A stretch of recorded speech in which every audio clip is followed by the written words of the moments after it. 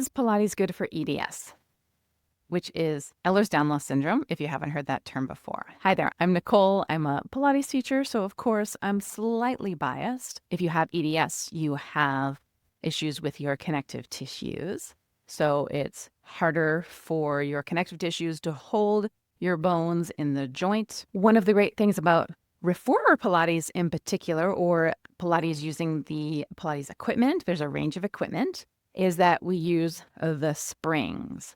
And the great thing about the springs is that they mimic the muscles of your body. So they lengthen and contract. Well, they're always contracting, but they can lengthen as they contract, and then they can shorten as they contract, just like our muscles do. And what can happen is that the pulling can pull your, for example, arm bone into your joint. So it's nice and settled there.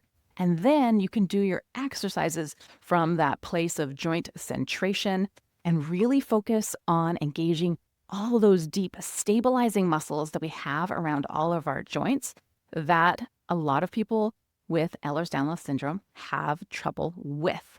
So the Pilates equipment is super supportive. Another thing is the breath. One of the Pilates principles is focusing on breathing. We focus on developing the core and breath connection, and then using that to enhance our workouts and support our workouts, really. So if we can get that core support as we move, then that's going to translate into better movement throughout the day, reduce pain in the body, and help you actually get stronger. In Pilates, we focus a lot on alignment as well, what's happening in the spine and where your weight is on your feet. All these little things contribute to creating a happier body for a person with Ehlers-Danlos syndrome and supporting those connective tissue issues. A fourth thing. So what have we got already? We've got the work with the springs to help the joints work with the stabilizing muscles. We've got the breath. So focusing on core connection and breath. Core focus is another Pilates principle.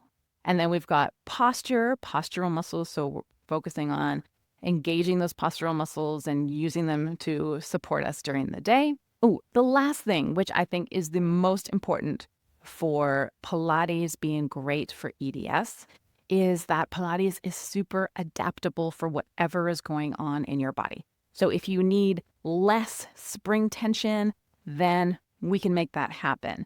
If you need to do fewer repetitions, we can make that happen. We take your body day by day, work where it is, find out where it is, and then build from there.